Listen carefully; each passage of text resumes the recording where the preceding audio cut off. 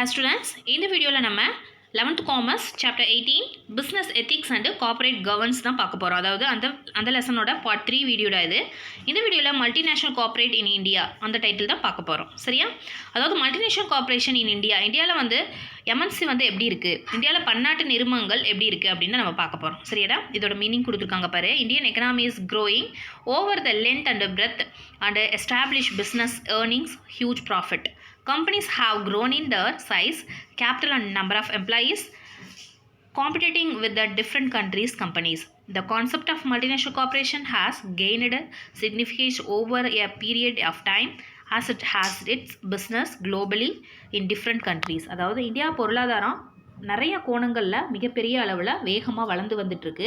அதோடு மட்டும் இல்லாமல் பன்னாட்டு நிறுவனங்கள் அதாவது எம்என்சி பார்த்திங்கன்னா போட்டி போட்டுட்டு காம்படிட்டிவ் அளவுக்கு முதலீடுகளும் பணியாளர்கள் அடிப்படையில் இன்வெஸ்ட்மெண்ட் பண்ணி நிறைய எம்ப்ளாயிஸை வச்சு வளர்ந்துட்டு வந்துட்டுருக்கு அப்படிங்கிறாங்க. மேலும் பார்த்திங்கன்னா பல ஆண்டுகளாக பல்வேறு நாடுகளில் அதாவது குளோபலேஷன் அதாவது உலக அளவில் வர்த்தகம் நிறையா வந்திருக்கு அப்படிங்கிறாங்க. அதாவது அதிக அளவில் பார்த்திங்கன்னா லாபம் ஈட்டும் வகையில் எம்என்சி நிறுவனங்கள் செயல்பட்டு வருது அப்படிங்கிறாங்க. இது மாதிரி ஒரு சூழ்நிலையில் பன்னாட்டு நிறுவனங்களுக்குன்னு சில முக்கியமான கோட்பாடுகள் இருக்குது அப்படிங்கிறாங்க. ஓகேவா? அதான் இதில் கொடுத்துருக்காங்க. அடுத்தது டெஃபினேஷன் கொடுத்துருக்காங்க பாருடா.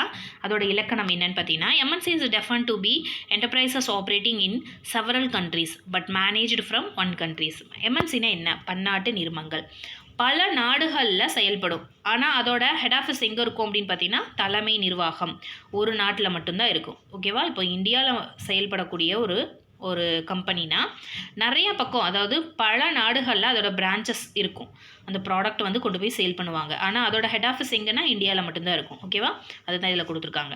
எ multinational corporation is an organisation doing a business in more than one country. It is engage in various activities like exporting manufacturing in different countries. அதான் இதில் கொடுத்துருக்காங்க. என்ன சொல்லியிருக்காங்க அப்படின்னா, ஒரு அமைப்பு மாதிரி ஒரு பன்னாட்டு நிறுவனம் ஒரு நடவடிக்கையை மேற்கொள்ளும். ஆனால் ஏற்றுமதி மற்றும் பல்வேறு நாடுகளில் உற்பத்தி செஞ்சாலும் பன்னாட்டு நிறுவனங்கள் அப்படின்னு ஒரு பேர் வாங்கினாலும் ஒரு நாட்டை மட்டும்தான் தலைமையிடமாக கொண்டு செயல்படும். ஹெட் ஆஃபீஸ் எங்கே அதோட தலைமையிடம் அதோட நாடு அவங்க நாட்டில் மட்டும்தான் இருக்கும் அப்படிங்கிறாங்க. அந்த மாதிரி இதர வசதிகளும் பிற பகுதிகளில் இருக்கும். ஆனாலும் அதோட ஹெட் ஆஃப் த டிபார்ட்மெண்ட் அவங்க நாட்டில் மட்டும்தான் இருக்கும் அப்படின்னு சொல்லியிருக்காங்க. MNCs company which functions with the headquarter based in one country while other facilitate are based in other location. மற்ற எல்லா இடத்துலையும் எல்லா ஃபெசிலிட்டியும் இருக்கும். ஆனால் அதோட லொக்கேஷன் அதாவது அதோட ஹெட் குவார்ட்டர்ஸ் அவங்க தலைமை அவங்களோட நாடில் தான் இருக்கும் அப்படின்னு சொல்லியிருக்காங்க. சரியாடா? அதே மாதிரி any company is refer to as a multinational company or a corporation MNC when that company managed its operational or production or service delivery from more than a single country. It has its headquarters based in one country with several other operating branches in different other countries. The country where the headquarters is located is called the home country, whereas the other countries with the operational branches are called the host countries. அதாவது என்ன சொல்கிறாங்க அப்படின்னு பார்த்தீங்கன்னா, எந்த ஒரு பன்னாட்டு நிறுவனமாக இருக்கட்டும் எம்என்சியாக இருக்கட்டும் அது அந்த நிறுவனம் தன்னோட செயல்பாடுகள் உற்பத்தி சேவை எல்லாமே வழங்கும். ஒன்றுக்கு மேற்பட்ட நிறைய நாடுகளில் அது நிர்வகிக்கும். இருந்தாலும் அதோட தலைமையிடம்னு பார்த்தீங்கன்னா ஒரு நாட்டில் மட்டும்தான். அதோட கிளைகள் நிறைய பல நாடுகளில் இருக்கலாம் அப்படின்னு சொல்லியிருக்காங்க. சரியாடா? அப்போது ஒரு நாட்டை தலைமையிடமாக கொண்டு செயல்படுது. அந்த நாட்டை நம்ம என்ன சொல்கிறோம் அப்படின்னா ஹோம் கண்ட்ரி அப்படின்னு சொல்கிறோம். சரியாடா? அதே சமயம் எந்தெந்த நாடுகளில் பிரான்ச்சஸ் இருக்கோ எங்கெல்லாம் பிரான்ச்சஸ் செயல்படுதோ அந்த நாட்டை அதாவது ஹோஸ்ட் கண்ட்ரி அப்படிங்கிறோம். அதாவது வரவேற்கும் நாடு. நம்ம நாடோட ப்ராடக்ட் அங்கே சேல் ஆகுது அப்படின்னா அதை ஹோஸ்ட் கண்ட்ரி நம்மளை அவங்க வரவேற்கிறாங்க. சரியா? அது வரவேற்கும் நாடு தமிழில். ஓகே, இங்கிலீஷில் ஹோஸ்ட் கண்ட்ரி அப்படின்னு சொல்லி அழைக்கிறாங்களாம். சரியா? குளோபலைசேஷன் அதாவது உலகமயமாக்கல் மூலமாக இந்த எம்என்சி நிறைய உலகமயமாக்கல்னா என்னன்னு பார்த்தீங்கன்னாடா, குளோபலைசேஷன் அப்படின்னா என்ன அர்த்தம்னு பார்த்தீங்கன்னா, ஒரு நாட்டோட ப்ராடக்ட் எல்லா நாடுகள்லையும் கிடைக்கக்கூடியது. இங்கே விற்கக்கூடிய ப்ராடக்ட் அமெரிக்காலையும் இருக்கும், அமெரிக்காவில் விற்கக்கூடிய ப்ராடக்ட் இந்தியாலையும் இருக்கும். இந்த மாதிரி குளோபலைசேஷனுக்கு அனுமதி அளித்து ஒரு நாட்டிலேருந்து இன்னொரு நாட்டுக்கு கொண்டு போய் சேல் பண்ணுறது தான் குளோபலைசேஷன். அப்போது எல்லா நாடு பொருட்களும் எல்லா நாட்டிலையும் கிடைக்கக்கூடிய ஒரு மெத்தட் தான் குளோபலைசேஷன், உலகமயமாக்கல் அப்படின்னு சொல்கிறோம். அதாவது பன்னாடுகள் பல நாடுகளுடன் உறவுகள் அந்த மாதிரி பிஸ்னஸை பண்ணிக்கிறது. சரியா? எந்த அளவிற்கு முக்கியமான ஒரு பங்கு வகிக்குதோ அந்த அளவுக்கு பன்னாட்டு நிறுவனங்கள் பார்த்திங்கன்னா ஒரு நாட்டோட பொருளாதார எக்கனாமிக்கு மட்டும் இல்லாமல் உலக பொருளாதாரத்துக்கும் ஒரு என்ன சொல்கிறாங்க அப்படின்னா ஒரு ரிலேஷன்ஷிப் இருக்குது அப்படின்னு சொல்லியிருக்காங்க. சரியாடா?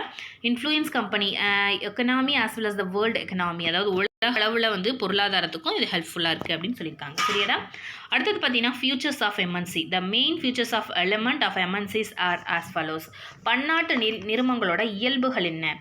Consider the opportunities throughout the global throughout they do the business in few countries. உலகளாவிய வாய்ப்புகள் இருப்பதாக அவங்க கருத்தில் வச்சு சில நிறைய நாடுகளில் வந்து நமக்கு ஆப்பர்ச்சுனிட்டி கிடைக்கும். இருந்தாலும் சில நாடுகளில் மட்டும் நிறுவனங்கள் வந்து தொழில் நடத்தும். நமக்கு என்ன நாடு வந்து வாண்டட் அப்படின்னு டிமாண்ட் எங்கே இருக்குதோ அங்கே நம்ம வந்து காண்டாக்ட் பண்ணி அந்த மாதிரி நம்ம பிஸ்னஸை பண்ணிக்கலாம் அப்படின்னு சொல்லியிருக்காங்க.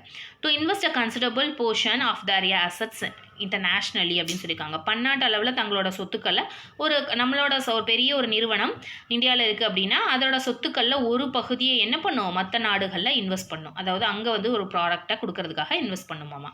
தே are huge industrial business organisation அப்படின்னு சொல்லி கொடுத்துருக்காங்க.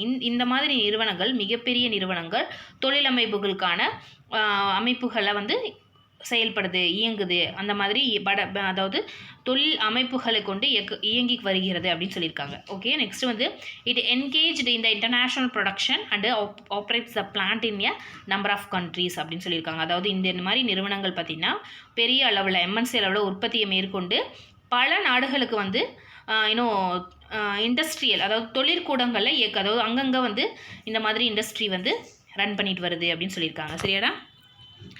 They takes managerial decisions on the global perspectives அப்படின்னு கொடுத்துருக்காங்க. உலகளாவிய கண்ணோட்டத்தில் தான் நிர்வாக முடிவுகள்லாம் மேற்கொள்ள வேண்டும். ஏன்னா பன்னாட்டு அளவில் மல்டிநேஷனல் வரைக்கும் நம்ம வந்து செயல்படுறதுனால உலக அளவில் வந்து அவங்களோட என்ன சொல்கிறது அந்த உலகளாவிய ஒரு கண்ணோட்டத்தில் தான் நிர்வாக முடிவுகளை எடுக்கணும் அப்படின்னு சொல்லியிருக்காங்க.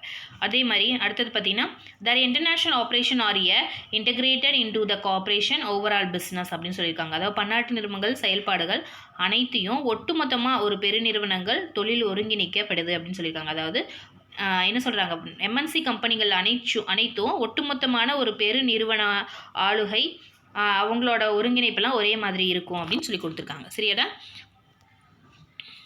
அடுத்து பார்த்தீங்கன்னா ஒய் எம்என்சி இன் இந்தியா, பன்னாட்டு நிறுவனங்கள் இந்தியாவுக்கு தேவையா, ஏன் இருக்குது அப்படிங்கிற மாதிரி கேட்குறாங்க. The reason for so many MNCs Indian R as follows. அதாவது இந்தியாவில் பன்னாட்டு நிறுவனங்கள் தேவைக்கான காரணங்கள் பல இருக்குது, அதை பற்றி நம்ம பார்க்கலாம் அப்படின்னு சொல்லியிருக்காங்க. இந்தியா ஹேஸ் ஹியூஜ் மார்க்கெட், இந்தியாவில் மிகப்பெரிய சந்தை வாய்ப்பு இருக்குது, மார்க்கெட் லெவல் இருக்குது. It's one of the fastest growing economic in the world. அதாவது இந்தியாவில் பார்த்திங்கன்னா நிறைய மார்க்கெட் லெவல் வாய்ப்புகள் நிறைய இருக்குது. உலக அளவில் பொருளாதாரம் வந்து மிக வேகமாக வளர்ந்து வரும் நாடுகளில் இந்தியாவும் ஒரு முக்கியமான ஒரு இடம் அப்படின்னு சொல்லியிருக்காங்க. Favourable policies of the government towards FDI, அரசின் சாதகமான கொள்கைகள் மூலம் அந்நிய நேரடி முதலீடு, அதாவது எஃப்டிஐ அப்படின்னு சொல்லி கொடுத்துருக்காங்க. சரியா? அந்த மாதிரி ஃபாரின் டைரக்ட் இன்வெஸ்ட்மெண்ட், ஓகேவா, அரசின் சாதகமான கொள்கைகள் மூலம் அந்நிய நேரடி முதலீடு வந்து பெருமளவில் இந்தியாவுக்கு வருது அப்படின்னு சொல்கிறாங்க.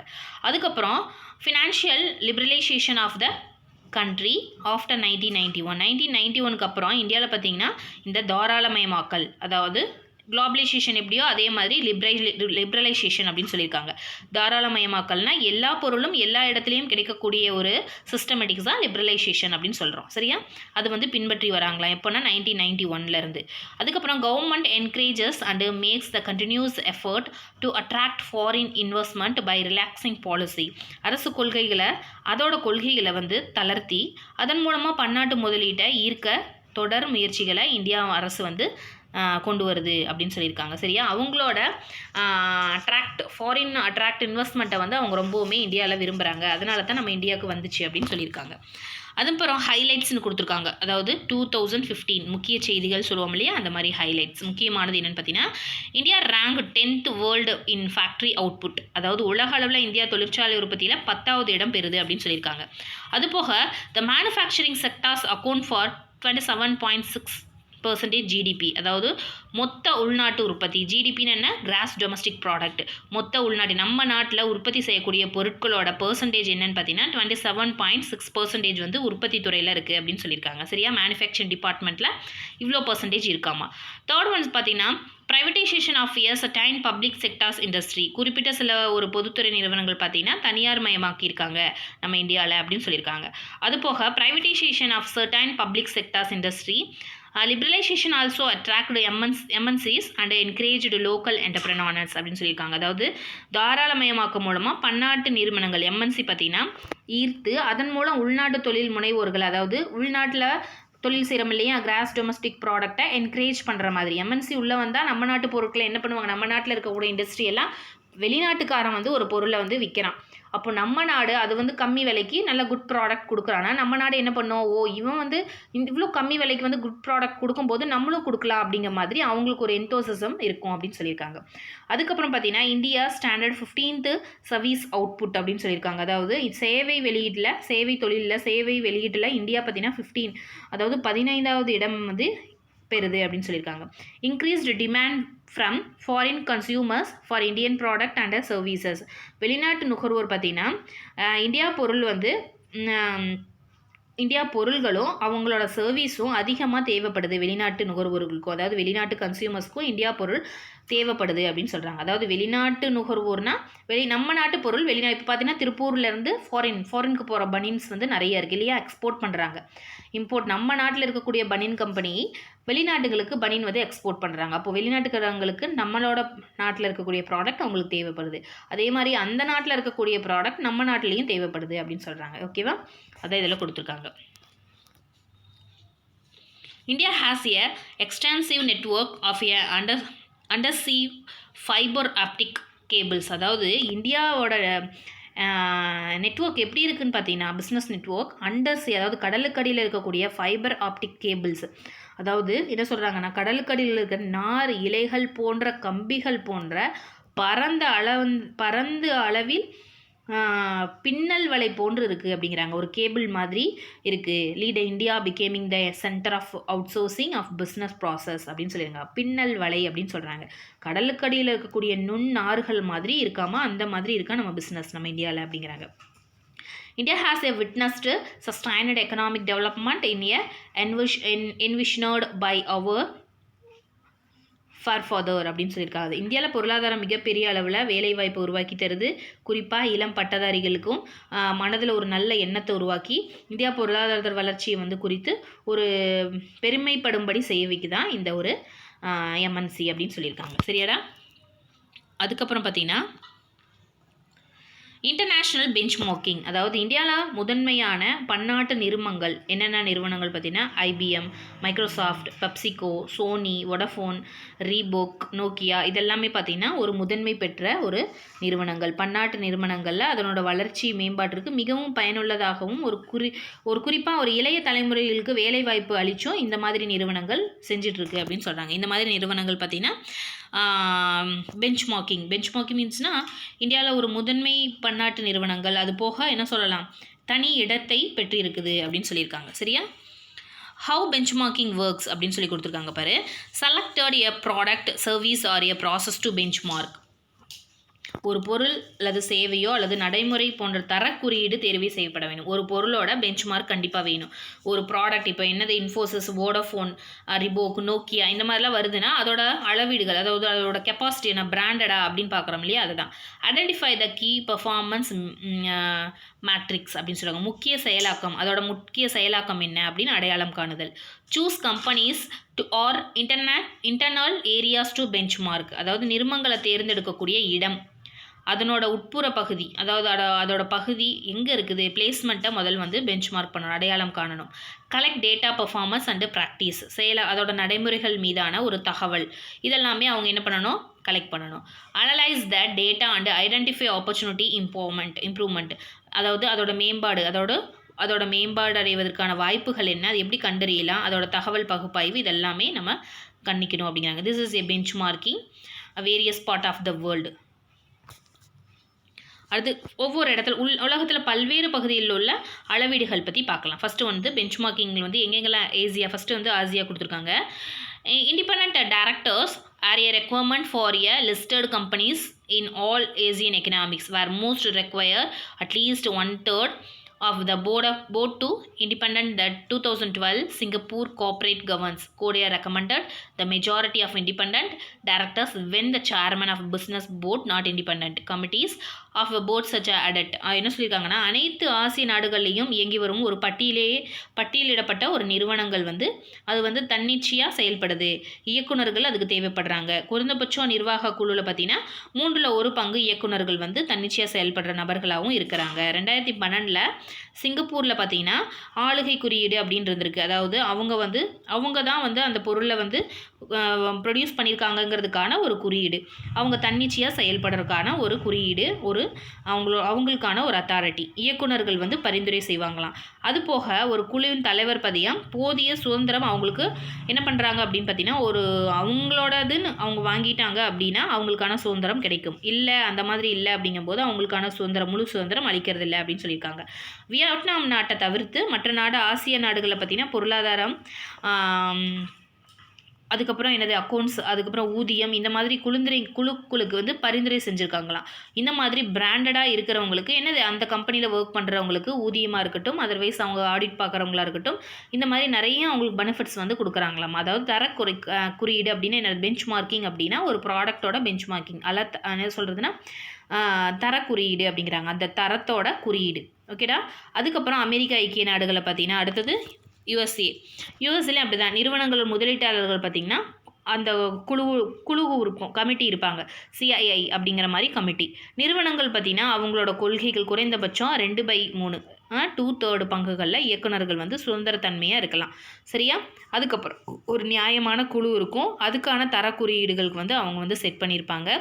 அதுக்கப்புறம் NYSE அப்படிங்கிற தணிக்கை குழு இருக்குமாமா. ஒவ்வொரு நிறுவனங்களுக்கும் ஒவ்வொரு தர குறியீடுன்னு இருக்கும் இல்லையா, அதுக்காக ஒரு கமிட்டி ஃபார்ம் பண்ணி அவங்க வந்து அதை செட் பண்ணிக்குவாங்க. எப்படியெல்லாம் வந்து ஒரு பொருளை வந்து பிராண்டடாக கொண்டு போகலாம், G20 OECD அந்த மாதிரி ஒரு கோட்பாடுகள் அப்படின்னு இருக்காமா. சரியா. அந்த மாதிரி கோட்பாடுகள் மூலமாக ஒரு குழு உருவாக்கி அவங்களுக்கு தகுந்த மாதிரி முறையில் சீரான ஒரு தகுதியான குழுக்களை உருவாக்கி அவங்க வச்சுக்குவாங்களாம். அந்த மாதிரி உருவாக்கின குழுக்கள் பற்றி நம்ம பார்க்கலாம். ஓகேவா. ஃபார்முலேஷன் ஆஃப் வேரியஸ் கமிட்டி, என்னென்ன கமிட்டிஸ் இருக்குது அப்படின்னு பார்த்தீங்கன்னா audit committee, advisory committee, nomination and remuneration committee. அதாவது ஆடிட் கமிட்டினா தணிக்கை, ஆடிட் பார்க்குறது, எல்லா கணக்கு வழக்குகள்லாம் பார்ப்பாங்க. அட்வைசரி கமிட்டினா ஏதாவது ஒரு அவங்க ஆலோசனை கூறிகிட்டே இருப்பாங்க, இந்த மாதிரி பண்ணால் உங்களோட பொருள் வந்து நல்லா ஒரு ப்ரொடியூஸ் கொடுக்கலாம், நல்லா வந்து சேல் ஆகும், அந்த மாதிரி அட்வைஸ் பண்ணிகிட்டே இருப்பாங்க. நாமினேஷன் அண்ட் ரெமுனரேஷன் கமிட்டி அப்படின்னா பார்த்தீங்கன்னா பரிந்துரை, ஊதிய குழு, ஊதியம் வந்து இவ்வளோ தரலாம், ப்ராடக்ட் வந்து நல்லா சேல் ஆகுது, கம்பெனி ஹைஃபையாக போயிட்டுருக்கு, நம்ம ஒரு ரெமுனரேஷன் நல்லா கொடுக்கலாம், அது மாதிரி. ஓகேவா. அதுக்கப்புறம் பார்த்தீங்கன்னா ஸ்டேக் ஹோல்டர் ரிலேஷன்ஷிப் கமிட்டி அப்படின்னா பங்குதாரர்கள் உறவு குழு அப்படிங்கிறாங்க. பங்குதாரர்களை பற்றி குழுக்கள் வந்து பேசக்கூடிய ஒரு கமிட்டி அப்படின்னு சொல்லியிருக்காங்க. சரியாடா. அது போக தேசிய நிறுவன ஆளுகை அப்படின்னு இருக்குது. சரியா. US national association of corporate directors NACD அப்படின்னு recommend that the governance committee should be responsible for ensuring that process. அதாவது தேசிய நிறுவன ஆளுகை என்ன பண்ணுதுன்னா இந்த மாதிரி கமிட்டியை வந்து அவங்க ஆதரிக்கிறாங்க, அவங்களுக்கான ஆளுகை குழுக்களை அவங்க தான் அமர்த்துறாங்க அப்படின்னு சொல்லியிருக்காங்க. சரியா. குழு தனது அன்றாட செயல்திறனை வந்து மதிப்பீடு செய்யணும், குழுக்களில் என்னென்னலாம் செய்கிறோம் அப்படிங்கிற மாதிரி அவங்க என்ன பண்ணணும், சப்மிட் பண்ணணும் அப்படின்னு சொல்லியிருக்காங்க. அது போக குழு வந்து அதனோட இயக்குநர்கள் டைரக்டர்ஸ் இருப்பாங்க இல்லையா, அவங்களோட சுய நடத்தை அப்படின்னு சொல்கிறாங்க, அவங்க பர்சனலாக அவங்க எப்படி எல்லாம் நடந்துக்கிறாங்களோ அதை பற்றி என்ன பண்ணணும், எவால்வேட் பண்ணி சப்மிட் பண்ணணும் அப்படின்னு சொல்லியிருக்காங்களாம். சரியா. அது போக யூரோப்பில் பார்த்திங்கன்னா ஐரோப்பிய ஆணைக்குழு அப்படின்னு சொல்லியிருக்காங்க. Europe commission urges member state to have a sufficient number of independent non executive or supervisory directors on board. அதாவது உறுப்பு நாடுகள் இயங்கி வரும் நிறுவனங்களுக்கு சுதந்திரமான ஒரு நிர்வாகம் நடைபெற சார்பற்று செயல்படும் அப்படின்னு சொல்லியிருக்காங்க. அதாவது அந்தந்த நாடுகளில் இருக்கக்கூடிய ஒரு கமிட்டி தான் கொடுத்துருக்காங்க. G20 OCCD அந்த மாதிரி நிறைய கொடுத்துருக்காங்க. OECD அப்படின்னு சமீப நடைமுறை செயல்பாடுகள் அவங்க தன்னிச்சையாக செயல்படுறாங்களா, முக்கிய பங்கு என்ன, குழு உறுப்பினர்களோட முக்கிய நிர்வாகங்களுக்கான ஊதிய கொள்கை என்ன, ஒப்பந்தங்கள் வந்து எப்படி செயல்படுது, அந்த மாதிரி சிறப்பு குழு வந்து முழுமையாக கையாளப்படுதா, நல்ல நடைமுறையில் நடக்குதா, சுதந்திரத்தன்மையோடு இருக்குதா, அந்த மாதிரி நிறைய ஏதாவது சட்டத்திட்டங்களுக்கு அவங்க அகெயின்ஸ்டாக செயல்படுறாங்களா, இந்த மாதிரி UK இந்த மாதிரி நிறுவனங்களோட FDS அதாவது 350 நிறுவனங்கள் குழு குறைந்தபட்சம் ஒவ்வொரு 3 ஆண்டுகளுக்கு மாற்றி அமைப்பாங்களாமா. ஐரோப்பிய நாடுகள் பார்த்திங்கன்னா அனைத்து குழுக்களையும் பரிந்துரைக்கும் அப்படின்னு சொல்லியிருக்காங்க. அதுபோக ஒவ்வொரு நாட்டிலையும் எப்படிலாம் இருக்கும் அப்படின்னு சொல்லி கொடுத்துருக்காங்க. சரியா? அதுக்கப்புறம் 2013 16.6 16.6% வந்து என்ன ஆயிருக்குன்னா சாதாரண இயக்குனர்கள், அதன்படி நிர்வாகம் செய்யக்கூடிய மேனேஜர்ஸோட லெவல், அதாவது டைரக்டர்ஸோட லெவல் வந்து அந்த அவையில் பெண்கள் பங்கு பார்த்திங்கன்னா 2020 பார்த்திங்கன்னா 40 விழுக்காடு, அதாவது 40% வந்து அதிகமாக எதிர்பார்க்கப்படுது அப்படின்னு சொல்லியிருக்காங்க 2020. ஜப்பானில் பார்த்திங்கன்னா அடுத்தது பார்த்திங்கன்னா Japan in the yearly 2014, Japanese Prime Minister announced the goal of increasing the percentage women executive position Japanese companies 30%. அதாவது என்ன சொல்கிறாங்கன்னா, ஜப்பானில் பார்த்தீங்கன்னா இங்கிலாந்து தொழில் நிறுவனங்கள் தன்னார்வ இலக்குகளை முதல்ல கொண்டு இருக்கணும். அது தன்னார்வனா என்னது, வாலண்டரியாக அவங்களே வந்து சர்வீஸ் பண்ணுற மாதிரி. 2015 பார்த்தீங்கன்னா FTSE 100 finance times stock and exchange வங்கி அப்படின்னு ஒரு வங்கி இருக்குது. அதில் 25 விழுக்காடு பெண்களை வந்து பணியமர்த்தணும் அப்படின்னு அந்த ஒரு குழு முடிவு செஞ்சுருக்கான். அது போக UK, ஓகேவா. கனடாவில் பார்த்தீங்கன்னா கனடா அரசு வந்து தற்போது 2 மசோதா வந்து தாக்கல் செஞ்சுருக்காங்களாம். இந்த மசோதாவில் பொது நிறுவனங்கள் பார்த்தீங்கன்னா வரையறுக்கப்பட்ட வங்கிகள் இருக்குது, நிறுவனங்கள் இருக்குது. குழு உறுப்பினர்கள் பார்த்தீங்கன்னா 40% உறுப்பினர்கள் பெண்களுக்கு இடம் ஒலிக்கணும் அப்படின்னு சொல்லியிருக்காங்களாம். இந்த மாதிரி நிறைய கமிட்டிஸில் மசோதாக்கள் கூட்டி பெண்களுக்கு 40% வந்து கனடாவில் கொடுத்துருக்காங்க. UK முடிஞ்சது, அடுத்தது கனடா. இதில் பார்த்தீங்கன்னா financial times stock exchange board அப்படின்னு சொல்லி கொடுத்துருக்காங்க. சரியா? ஹாவ் 25% வந்து யூகேயில் கொடுக்க சொல்லியிருக்காங்க பெண்களுக்கான ஒரு பணியிடங்கள். கனடாவில் வந்து 40% வந்து கொடுக்க சொல்லியிருக்காங்க. அதே மாதிரி பிரேசிலில் பார்த்தீங்கன்னா bill pending the Brazilian senate would impose 40% female quota board of state owned enterprises by 2022. IBGC அதாவது 2022 போது எவ்வளோ கொடுத்துருக்கணும் அப்படின்னு பார்த்தீங்கன்னா 40% வந்து ஃபீமேலுக்கு வந்து கோட்டா கொடுக்கணும் அப்படின்னு சொல்லியிருக்காங்களாமா. சரியாடா? ஃப்ரான்ஸில் அப்படி தான் 50%. France parliament adopted to bill that requires public companies making at least 50 million euros turnover employees. அதாவது ஃப்ரான்ஸில் என்ன சொல்லியிருக்காங்கன்னு பார்த்தீங்கன்னா, பிரெஞ்சு பாராளுமன்ற மசோதா வந்து நிறுவனங்கள் மூலம் குறைஞ்சது 50 மில்லியன் வந்து விற்கணும், டேர்ன் ஓவர் பண்ணணும் பொருட்களை. அது மூலமாக அதிகபட்சம் 500 தொழிலாளர்களுக்கு வேலைவாய்ப்பை தரணும் அப்படின்னு சொல்லியிருக்காங்களாம். அந்த கமிட்டி வந்து பெண்கள் பிரதிநிதிகள் கண்டிப்பாக அந்த துறையில் இருக்கணும் அப்படின்னு சொல்லியிருக்காங்களா. 2017 பார்த்தீங்கன்னா இந்த மசோதா கண்டிப்பாக வரணும் அப்படின்னு சொல்லியிருக்காங்களாம். அடுத்தது ஜெர்மனியில் பார்த்தீங்கன்னாடா இன் November 2030 ஜெர்மனியின் Christian Democrats and the Social Democrat agreed on a gender quota. Supervisory board of where issuers would be required to have a woman comprise. அதாவது நவம்பர் 2013 பார்த்தீங்கன்னா ஜெர்மனி கிறிஸ்துவ ஜனநாயகவாதிகள் அப்படின்னு சமூக ஜனநாயகவாதிகள் அப்படிங்கிற மாதிரி ஒரு கமிட்டியை கொண்டு வந்திருக்காங்க. அதில் பார்த்தீங்கன்னா மகளிர்களுக்காக சில ஒதுக்கீடுகள் செஞ்சுருக்காங்களா. அதாவது 2016 பார்த்தீங்கன்னா பெண்களுக்கு என 30% வந்து இடம் ஒதுக்கியிருக்காங்க, காலியாக விடப்பட்டு அதில் வந்து நிரப்பியிருக்காங்களாமா. ஓகேவா? லேடிஸ்க்காகவே ஜாப் ஃபெசிலிட்டி பண்ணி கொடுத்துருக்காங்க. அது போக இப்போ தற்போது பார்த்தீங்கன்னா G20 OECD இந்த மாதிரி கோட்பாடுகள் மூலமாக தன்னிச்சையான முடிவுகளை ஊக்கப்படுத்துகிறாங்களாம். இதனால் ஜெர்மனிய மேல்நிலை நிறுவனங்கள் பார்த்தீங்கன்னா உயர்தட்டு மேலாண்மை குழு அப்படின்னு சொல்லியிருக்காங்களாம். பெண்களோட பிரதிநிதித்துவம் அப்படின்னு சொல்லுவாங்க இல்லையா, பெண்களோட கெப்பாசிட்டி அதிகமாக உயர்ந்துகிட்டே போகுதான். அதில் வந்து என்னென்ன போஸ்டிங்லாம் கொடுத்துருக்காங்கன்னா, woman director, recruitment of at least 1 woman, director on the board for least companies and public companies globally there is the increase the realisation and பெண் இயக்குநர்கள், குறைந்தபட்சம் ஒரு பெண், வரையறுக்கப்பட்ட குழுவில் ஒரு இயக்குனராகவோ, நிறுவனங்கள் மற்றும் பொது நிறுவனங்கள் இங்கே எல்லாமே பெண் நிர்வாகிகளை உட்கார வைக்கணும்.